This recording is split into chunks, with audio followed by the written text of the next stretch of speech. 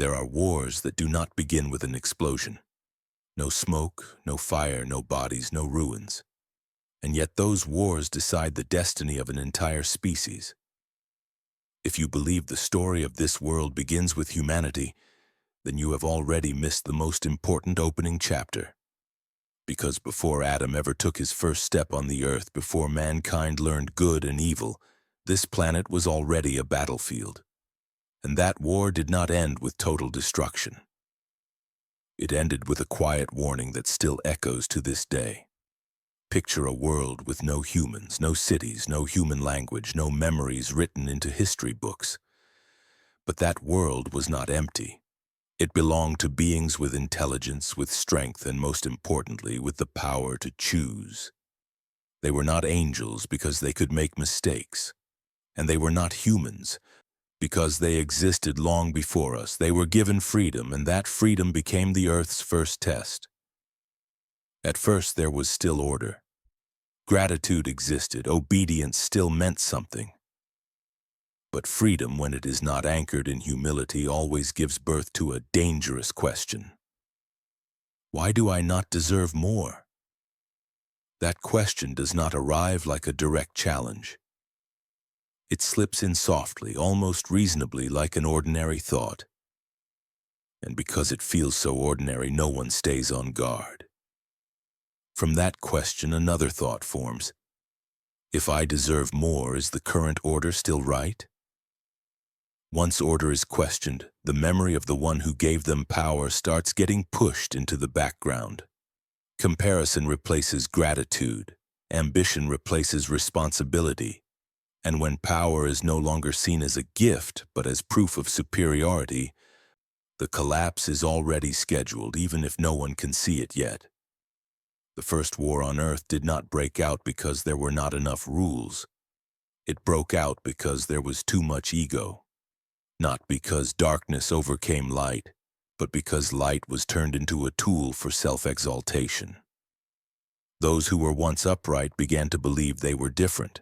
Those who once obeyed began to believe they were the exception. And when exception is repeated often enough, it becomes justification to rule, to oppress, to eliminate each other. Blood did not spill the way human blood spills, but peace was murdered, order was torn apart, and for the first time the earth carried the wound of pride. In that setting, history records a terrifying truth. Not everyone who falls begins in darkness. Some were once deeply right, deeply disciplined, uncomfortably close to perfect obedience. And that is what makes them more dangerous than anyone else. Because when a being believes their holiness is proof of their worth, then one small shift in the order is enough to turn devotion into rebellion. If you are still listening, pause for 1 second and ask yourself why this matters so much. Because this is not the history of a species that disappeared. This is the first draft of humanity's tragedy. What happened on Earth before humans arrived did not vanish. It repeats in a different form, more refined, more subtle, and far more dangerous. Welcome to Prophetic History Explained, where we do not just retell ancient stories, we uncover the meaning hidden beneath them. These stories are not told to entertain. They are told to wake you up. If you feel unease, curiosity, or even a vague fear as you hear this, that is not random.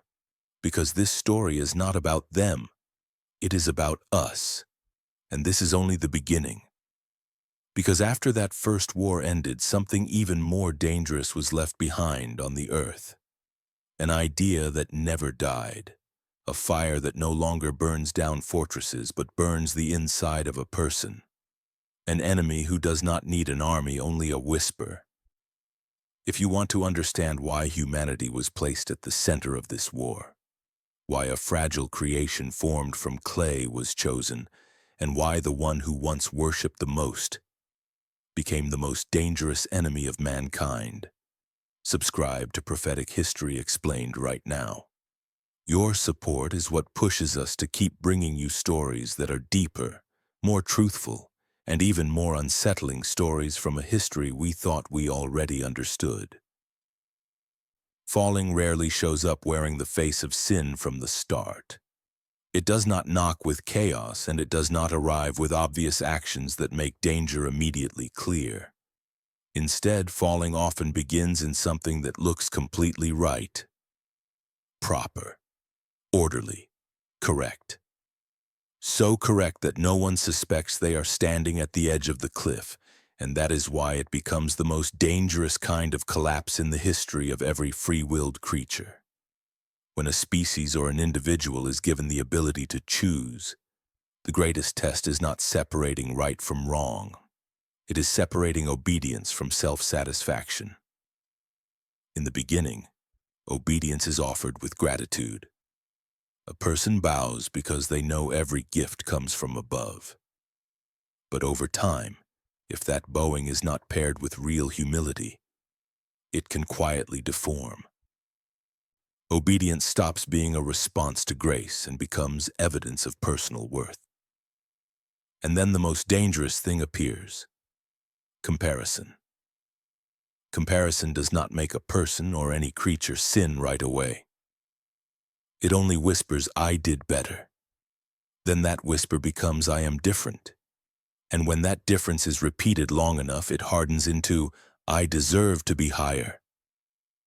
In that moment, the invisible line between faith and pride is erased. A person still bows, still follows rules, still keeps discipline, but inside, an invisible throne has formed, and the ego has quietly taken its seat. What makes pride so dangerous is that it does not have to deny God in order to exist.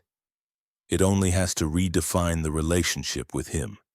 Instead of being a grateful servant, the proud begin to see themselves as proof that the order is right. Instead of living with the awareness that they are guided, they begin to believe they represent the standard. Faith is no longer a light that leads, it becomes a mirror that reflects the self. And from there, every act of obedience carries an unspoken condition. The order must keep me in my familiar place.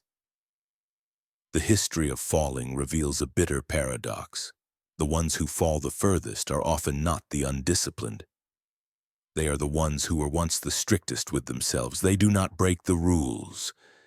They fuse their identity with the rules, and once the self becomes the standard, any change in the order feels like personal insult. At that point, pride does not need open rebellion. It only needs to stand still, refuse, and call that refusal reasonable. That is why falling does not happen in one instant. It is the result of a long process where each choice seems harmless, a thought that is allowed to stay, a moment of pride that is never questioned, a belief that I passed a test others failed. And little by little, reverence is replaced by certainty. A person stops trembling before truth and starts using truth as proof of status. Here, a frightening reality surfaces. Pride does not confront God head-on. It competes with Him in silence. It does not say, "I do not need you." It says, "I understand you well enough to know I am right." This is the most refined form of rebellion because it wears the language of devotion. It convinces the one carrying it that they stand with order, while in reality they have placed themselves above that order. The point of this section is not to point at one specific character, but to expose a universal mechanism of collapse. Wherever there is freedom, wherever there is faith, the risk of pride is always present. It does not need a corrupt environment to grow. It grows inside the spaces that feel the safest, where correctness is no longer questioned and obedience is no longer tested by humility. So the lesson is not to avoid discipline or devotion. The warning is that any discipline not anchored to the awareness that everything you have is a gift can become a launch pad for the ego. The most dangerous fall does not pull someone off the straight path overnight. It convinces them they are still walking right, even though they left the path of humility long ago. Some do not fall because they are weak, but because they have stood too high for too long. Their collapse is not loud, not explosive. not shaped like open rebellion. It happens in silence, where confidence in the self grows alongside the fading awareness that everything was given. At that height, the danger is no longer crude temptation. It is the certainty that you have already passed every test. In the story of free-willed beings, a figure like this always appears. Someone who does not blend into chaos, does not chase power, does not get swept into visible conflict. He chooses discipline, he chooses obedience, he chooses repeated actions, steady and severe even toward himself. That consistency makes him different, and that difference, when it is not held under humility, becomes the seed of a tragedy greater than any public revolt. At first, the respect he receives does not change him. It only confirms that his path is right. But over time, that validation piles up. When people look at you with admiration, it is easy to confuse being accepted with deserving a higher place. No one tells him he is above anyone, but no one reminds him that everything he has is grace, not self-made achievement. The space between those two truths is where pride takes root. He does not stand high through greedy ambition. He stands there through discipline no one can deny. And so when he looks down at those who fell, he does not feel the grief of a broken community. He sees proof that he is right. That difference is subtle, because once you interpret another person's failure as a mirror of your success, compassion has already been replaced by self-satisfaction, even if you do not realize it. From there, a new story forms inside him, not a story about obedience, but about status. Not I do what is right because it is required, but I do what is right because that is who I am. When identity becomes fused with virtue, virtue stops being a path toward truth and becomes a foundation for the ego. And once the ego has a foundation, it will protect itself against change, and change arrives as a new order. Not loud, not threatening, but fundamentally different. A role of inheritance is assigned to a creation that does not carry the qualities he once thought proved greatness. Not fast, not radiant, not pure by the standard he is used to. This difference is not only about nature, it is about position.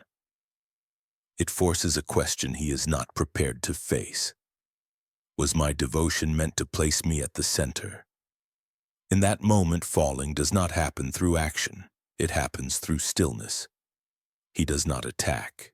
He does not shout.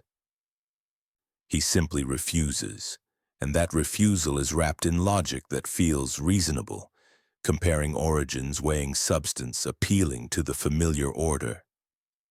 This is the most dangerous point for someone who once stood so high. He does not have to reject the command in a crude way. He only has to make himself the measuring stick of the command. From here, a harsh principle becomes clear. The most dangerous fallen one is not the one who does not believe. It is the one who believes enough to think he understands everything. He knows the language of faith. He is comfortable with the form of obedience. And so when he resists, his resistance does not look like darkness. It looks like light, like logic. That is why his fall is not only personal failure. It becomes a fracture in the unseen order. The tragedy is not that he was once great. The tragedy is that he believed that greatness belonged to him instead of being given. When a creature begins to treat grace like entitlement and discipline like proof of rank, every change in the order feels like humiliation. And when pride is touched, rebellion becomes the final choice to protect the ego. This part is not meant only to retell the fall of one being. It is meant to expose a pattern that repeats in every era. Wherever devotion is used for comparison, wherever discipline becomes identity, the risk of collapse is growing in silence. And sometimes the most dangerous one is not the outsider, but the one standing close to the center who has forgotten why he was allowed to stand there at all. Humanity did not step into this story as the obvious winner. No halo, no overwhelming strength, no flawless purity. By nature, humans are weaker than many beings who existed before. We are formed from something heavy and fragile, carrying forgetfulness and weakness inside us. But in what looks like a disadvantage, another power was planted quietly but decisively: the ability to turn back. The choice given to humans was not built on never making mistakes. Mistakes were expected from the beginning as part of the journey. What places humanity in the center is not perfection, but how we face our own imperfection. This is what the ones who fell before could not accept. When confronted with failure, they protected their image. Humans were given another way: to humble themselves in order to be lifted. The moment a human stumbles is not the moment everything ends. It is a fork in the road. Two paths become clear. One path leads to excuses, where the ego builds walls of reasoning to avoid the truth. The other path leads to confession, where pride is set down in exchange for return. The difference is not intelligence. It is not the substance of creation. It is an inner movement. That movement decides whether a creature will stay guided or push itself outside the order. Humans are taught that failure is not the end. It is a reminder of our true place. When we admit our wrong, we are not destroying our worth. We are putting that worth back where it belongs. We do not deny responsibility, and we do not blame circumstances. We face it. And in that facing, a relationship is restored. This is what the proud never understand. Repentance does not weaken a human being. It frees them from the burden of protecting the ego. That is why humanity was not given inheritance because we are better, but because we can learn. Not only knowledge, but the ability to rise after falling. That ability makes humans a creation with a story, not only a nature. We are not locked into one moment, whether it is failure or success. Each time we turn back, we reshape the road ahead. In this quiet contrast, a deep truth appears. The one who fell through pride cannot bear the thought of being wrong, because admitting wrong would collapse the status he merged with his identity. A human, on the other hand, can be wrong without losing their value, as long as they do not turn wrong into identity. This is the foundation of moral responsibility, not never failing, but refusing to live with failure as if it is normal. From here, humanity's role in the new order becomes clearer. We are not placed at the center to dominate, but to carry responsibility. That responsibility is not only outward behavior, it is continual awareness of what is happening inside.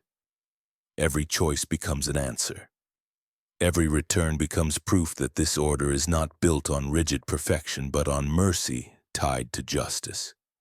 This section frees you from two dangerous illusions. The first illusion is that you must be perfect to be worthy.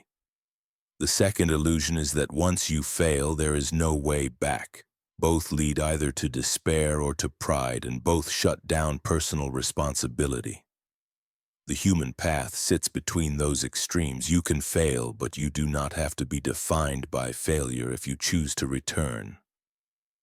In the modern world, this lesson is survival level important. When mistakes are hidden to protect image, society becomes brittle. When wrongdoing is normalized to avoid responsibility, morality erodes. The human path is not denying failure and not accepting failure as unavoidable. It is facing it and turning it into a turning point. That is why humans, fragile as we are, were entrusted with a war bigger than ourselves. This section closes with a truth that is not comfortable but full of hope. Humanity was not chosen because we are better than others. We were chosen because we can become better after we fall. And in a war where pride is the deadliest seed, the ability to humble yourself is the strongest weapon humans were given. The real war does not end when visible conflicts stop. It only changes form.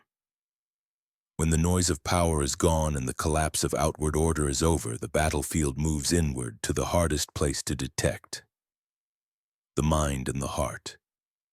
From that moment on, history is not written mainly by swords or borders, but by quiet choices, unspoken thoughts, and decisions no one witnesses except your own conscience. This war does not need fire to exist. It runs on familiarity. It does not demand that people reject truth all at once. It only asks them to delay living by that truth. It does not attack faith with denial, but with erosion. A little neglect, a little permission, a little rationalizing of things that should never become normal. And because it is not loud or dramatic, most people never realize they are standing in the middle of a battlefield. Here, the enemy does not come with a clear face. There is no public call to rebellion. There are only whispers, quiet enough to feel like your own thoughts. Those whispers rarely tell you to do evil immediately. They suggest that what is right can wait, that honesty can be flexible, that conscience should adjust to circumstances, and when those suggestions are accepted long enough, the line between right and wrong is not shattered, it is worn down. In this setting, humans are not given complicated tools to defend themselves.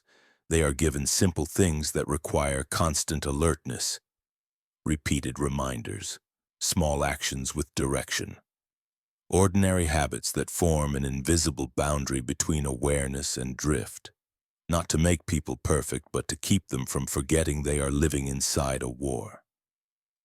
The core value of this order is not controlling outward behavior. It is protecting the inner life from becoming numb. Because when conscience gets used to compromise, evil does not need to appear in extreme forms. It only needs to be seen as acceptable. And that is the greatest victory of an invisible war, not making people openly rebel, but making them stop feeling like resistance is necessary. In this war, every personal choice carries more weight than it seems.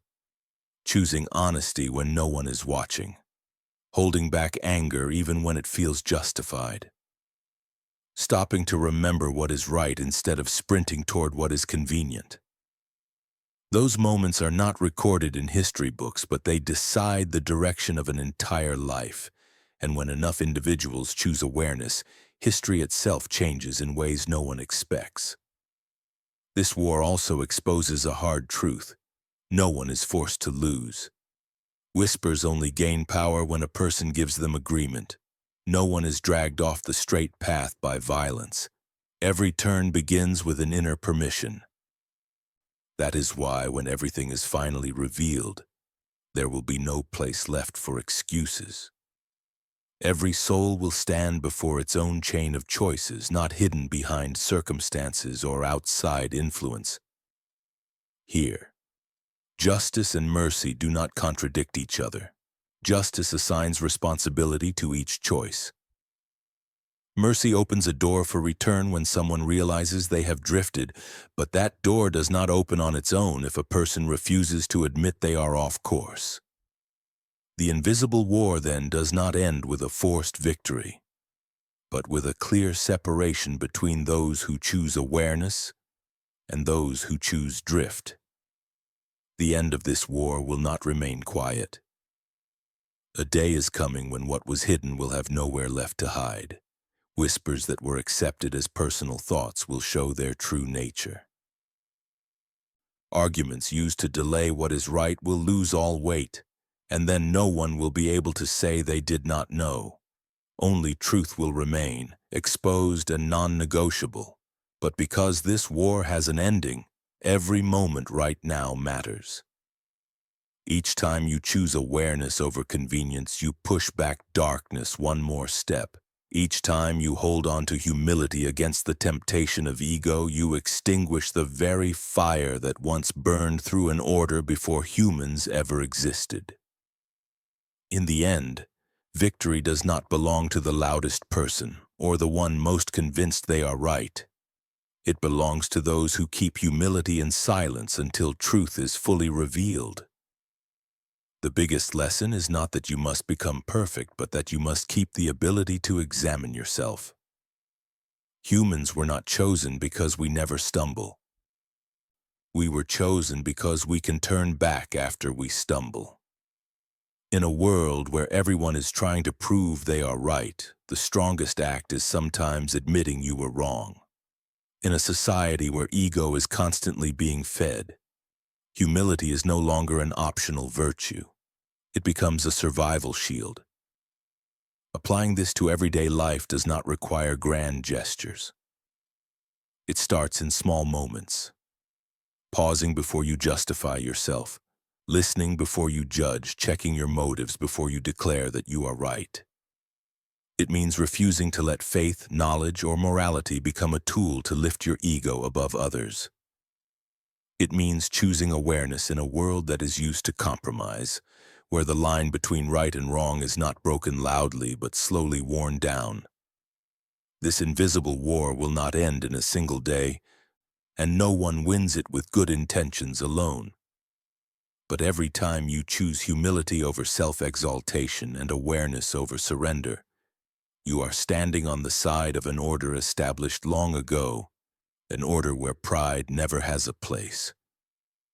And those quiet choices are what will be spoken of when everything is finally revealed.